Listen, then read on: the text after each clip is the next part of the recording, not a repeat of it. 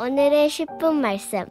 누가복음 19장 28절부터 48절 말씀입니다.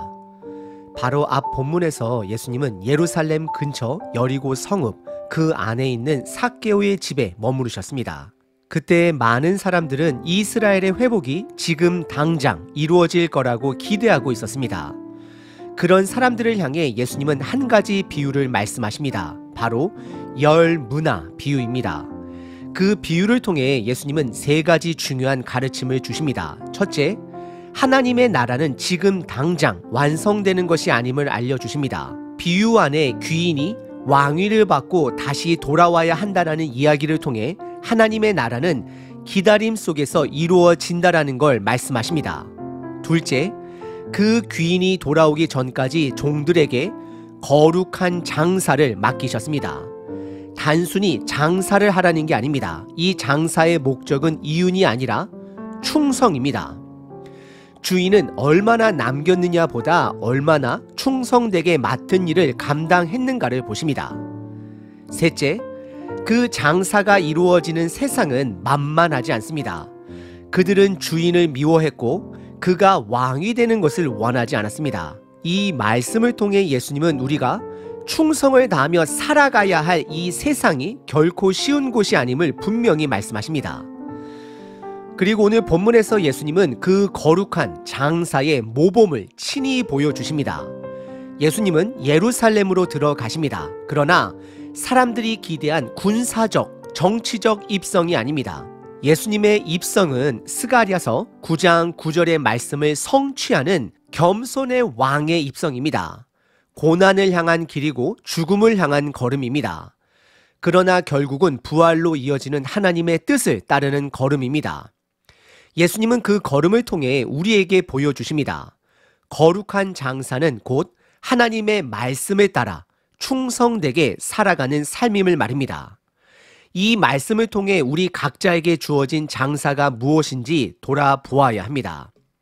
우리가 맡은 자리, 맡은 역할, 맡은 사명 속에서 예수님처럼 충성된 모습이 있는지 점검하셔야 합니다. 예수님은 먼저 행하셨습니다. 그리고 이제는 우리가 그 걸음을 따를 차례입니다. 오늘 본문은 크게 세 가지 장면으로 나눌 수 있습니다. 첫 번째는 예수님의 예루살렘 공식 입성입니다. 두 번째는 예수님의 눈물, 세 번째는 성전 정결 사건입니다. 28절부터 40절까지는 예수님의 공식적인 입성 장면입니다. 28절은 이렇게 시작합니다. 예수님께서 이 말씀을 하시고 앞서 올라가시다. 여기서 말하는 이 말씀은 바로 앞에 열 문화 비유를 가리킵니다.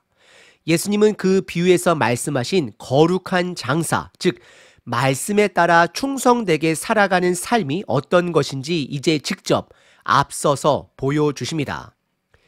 예수님은 예루살렘을 향해 앞장서서 가십니다. 그리고 여리고를 지나 감난산 가까이에 있는 벳바게와 베다니에 도착하십니다. 성경은 이 두 지명을 모두 명확하게 언급하고 있습니다. 벳바게 성읍은 감난산 옆이고 베다니는 예루살렘 성 입구와 가깝습니다. 예수님은 거기서 두 제자를 보내십니다. 계속해서 예수님이 주도권을 쥐고 계심을 보여주는 장면입니다. 예수님이 앞서 가시고 명령하시고 준비하게 하십니다. 30절에서 예수님은 이렇게 말씀하십니다. 맞은편 마을로 가라. 아무도 타보지 않은 나귀 새끼가 매여 있을 것이다. 그것을 풀어 끌고 오라. 예수님은 지금 예루살렘 초입에 계십니다. 사실 그냥 걸어서도 들어갈 수 있었습니다. 실제로 순례자들은 도보 입성을 겸손과 헌신의 표시로 여겼습니다. 하지만 예수님은 의도적으로 나귀를 타십니다. 그 이유는 단순한 편의가 아닙니다. 말씀을 성취하기 위함입니다. 누가복음에는 그 구절이 직접 인용되지 않았지만 우리는 스가랴 9장 9절의 말씀을 기억해야 합니다. 시온에 따라 크게 기뻐할지어다. 예루살렘에 따라 즐거이 부를지어다. 보라, 내 왕이 내게 임하시나니 그의 공의로우시며 구원을 베푸시며 겸손하여 나귀를 타시나니 나귀의 작은 것 곧 나귀 새끼니라. 예수님은 겸손의 왕으로 오십니다. 섬기는 왕으로 십자가에서 죽기까지 순종하시는 왕으로 입성하십니다. 하나님께서 예수님께 맡기신 거룩한 장사는 결국 십자가에서 우리 죄를 대신하여 죽는 장사입니다. 32절에 보면 제자들이 마을에 들어가 보니 말씀대로 정말 나귀 새끼가 있었습니다. 33절에서는 그 나귀를 풀자 그 주인이 물어봅니다. 그러자 34절에서 제자들은 주께서 쓰시겠다라고 예수님이 가르쳐 주신 대로 답을 합니다. 이 장면에서 우리는 이런 질문을 하게 됩니다. 이건 예수님의 초자연적인 능력일까? 아니면 예수님께서 미리 준비된 상황일까? 어느 쪽이든 중요한 것은 그 다음입니다. 누가복음이 강조하는 핵심은 말씀의 성취입니다. 예수님의 거룩한 장사는 말씀을 따라 이 땅에 오시고 말씀을 따라 예루살렘에 입성하시고 말씀을 따라 나귀를 타시고 말씀을 따라 십자가로 향하는 삶 자체였습니다. 그리고 제자들의 거룩한 장사는 그 말씀에 순종하는 삶이었습니다. 35절에서 제자들은 나귀를 끌고 옵니다. 안장이 없자 그들의 겉옷을 깔아 임시 안장을 만듭니다. 36절에서는 예수님이 가실 길에 겉옷을 길에 펴드리며 왕으로 오시는 주님을 자신들의 방식대로 환영합니다. 그리고 37절에서 감난산에서 내려오며 예루살렘이 가까워지자 제자 무리가 크게 기뻐하며 하나님을 찬양합니다. 그 이유는 예수님께서 제자들에게 지금까지 보여주신 놀라운 권능의 일들 때문이었습니다. 그래서 그들은 외칩니다. 찬송하리로다.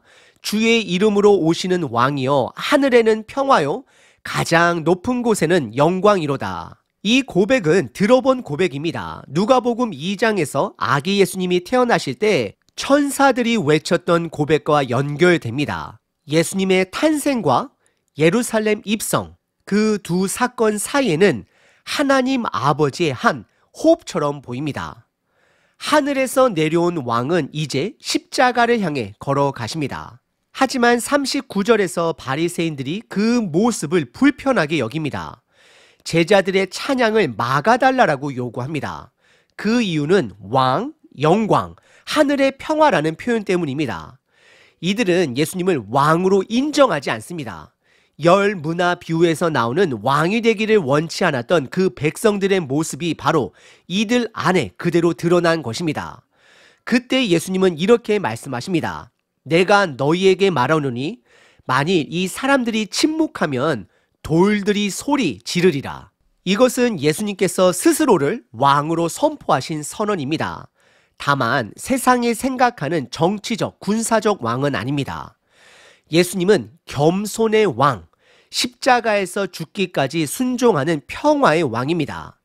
로마가 가져온 평화는 칼과 힘의 평화였습니다. 하지만 하나님께서 보내주신 하늘에서 온 평화는 섬김의 평화입니다. 예수님은 지금 나귀 새끼를 타고 예루살렘에 입성하십니다. 그 모습 자체가 예수님이 말씀에 순종하며 왕으로 오셨음을 보여줍니다. 참고로 예수님께서 나귀 새끼 탄 것을 가지고 두 가지로 해석을 합니다. 당시 유대 전통 안에서는 왕들도 평상시에는 나귀를 타고 다녔다라는 기록이 있습니다. 그렇기에 일부는 이 장면을 통해 예수님의 왕되심에 초점을 맞추기도 합니다. 하지만 이 본문에서 단순히 왕의 이미지보다는 스가랴 9장 9절의 말씀처럼 겸손하신 왕의 성취로 보는 것이 훨씬 더 본문에 부합합니다. 예수님은 자신이 누구인지를 명확히 아셨고 무엇을 위해 예루살렘에 입성하시는지도 알고 계셨습니다. 세상 왕으로서의 영광보다 말씀을 따라 겸손히 순종하시는 사명자의 모습으로 오신 것입니다. 앞으로 제자들은 이 겸손의 왕이 어떤 방식으로 평화를 세우는지를 직접 목격하게 될 것입니다. 두 번째 본문은 예수님의 눈물입니다. 41절부터 44절까지입니다. 예수님은 예루살렘 성에 가까이 가셨을 때 그 성을 보시고 우셨습니다. 여기서 우셨다라는 말은 단순히 조용히 눈물을 흘린 것이 아닙니다. 헬라어로 에크라우센이라는 단어인데 소리를 내어 통곡하며 우는 것을 뜻합니다. 예수님은 지금 하나님 아버지의 마음을 품고 우시는 것입니다. 이 울음은 단지 감정의 표현이 아닙니다. 아무도 이해하지 못하는 하나님의 깊은 아픔과 사랑이 섞인 담긴 울음입니다. 그리고 42절에서 예수님은 그 이유를 말씀하십니다. 너도 오늘 평화에 관한 일을 알았더라면 좋을 뻔하였거니와 지금 내 눈에는 그것이 숨겨졌도다라고 말합니다. 핵심 단어는 평화에 관한 일입니다. 그들은 그 평화에 관한 일을 보지 못하는 것입니다. 예수님의 눈물은 단지 종교 지도자들만을 향한 것은 아닙니다. 유대 사회 전체, 아니 그 시대를 살아가는 온 인류를 향한, 저와 여러분들 또한 향한 눈물이 됩니다. 그들의 무지와 무관심, 그리고 하나님의 뜻에 대한 영적 둔감함을 향한 애절한 탄식입니다. 이 눈물에는 하나님의 사랑이 있습니다. 동시에 하나님의 인내와 경고도 담겨져 있습니다. 그리고 43절과 44절에서는 예수님께서 예루살렘 성전의 멸망을 상징적으로 예언하십니다. 43절에 보면 날이 이를지라 내 원수들이 토둔을 쌓고 너를 둘러 사면으로 가두고, 이 말씀은 실제적으로 AD 70년 로마 장군 티투스에 의해 예루살렘 성전이 포위되고 공격당한 사건을 예언하신 것입니다. 44절에서는 또 너와 및 그 가운데 있는 내 자식들을 땅에 메어치며 돌 하나도 돌 위에 남기지 아니하리니 라고 말씀하십니다. 정말 그대로 예루살렘 성은 철저하게 무너지고 사람들은 도륙당했습니다. 예수님은 가까운 미래에 다가올 역사적 사건을 통해 더 먼 미래, 곧 최종적인 심판에 대한 메시지를 저와 여러분들에게 주고 계십니다. 이 예언이 단지 과거의 경고로 끝나는 것이 아니라 오늘을 사는 우리에게도 깨어 있으라는 하나님의 부르심입니다. 예수님의 눈물은 그때의 예루살렘만을 위한 것이 아님을 기억하셔야 합니다. 지금 우리를 향한 하나님의 마음이기도 합니다. 세 번째 본문은 성전 정결 사건입니다. 45절부터 48절까지입니다. 45절에서 누가복음은 이렇게 기록합니다. 예수님이 예루살렘에 입성하시고 곧바로 성전을 향해 나아가십니다. 그리고 성전 안을 뒤엎으십니다. 마태복음 21장에 보면 예수님께서 성전을 정결케 하신 일이 입성 다음 날로 나옵니다. 그런데 누가복음은 그 사건을 바로 연결하여 의도적으로 강조합니다. 예수님은 성전 안에 들어가시자마자 장사하는 자들을 다 내쫓으십니다. 이들은 단순한 상인이 아닙니다.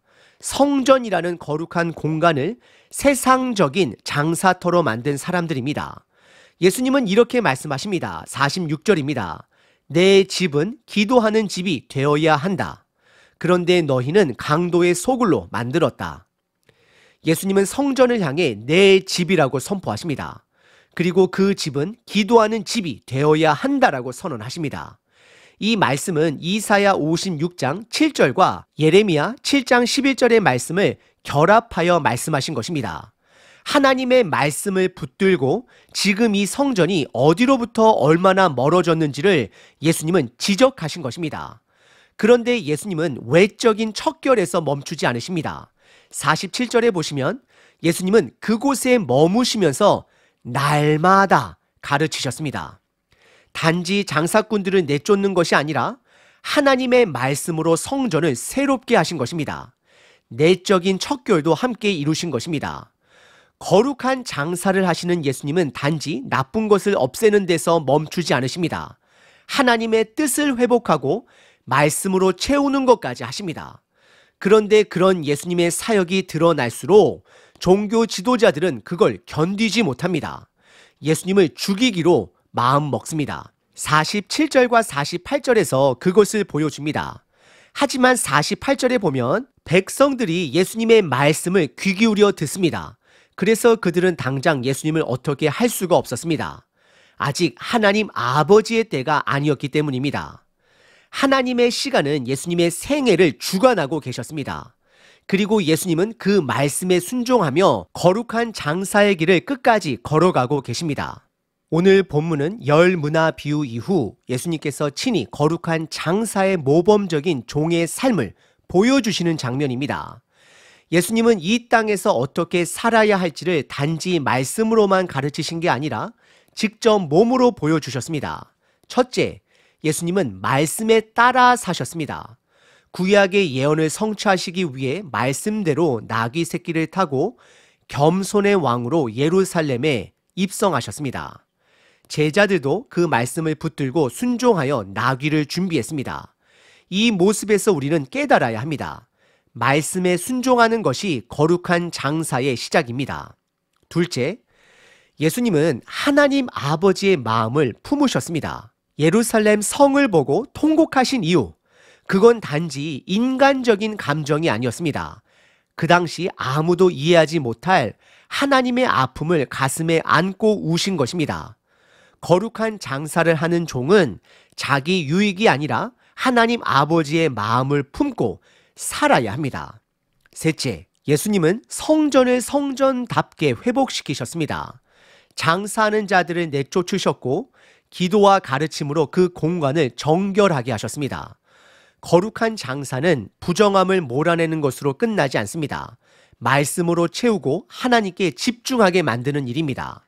결국 예수님은 말씀에 순종하시고 하나님의 마음을 품으시고 거룩함을 회복하시는 일을 끝까지 감당하셨습니다. 이것이 참된 거룩한 장사의 길입니다. 이제 우리는 예수님을 따르는 제자로서 이 땅을 살아가야 합니다. 세상은 우리를 미워할 수 있습니다. 아닙니다. 미워합니다.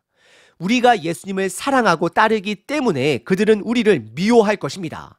그래서 우리는 두 가지를 꼭 기억하셔야 합니다. 첫째, 말씀에 따라 살아야 합니다. 순종이 우리의 무기입니다. 말씀이 기준이 되어야 흔들리지 않습니다.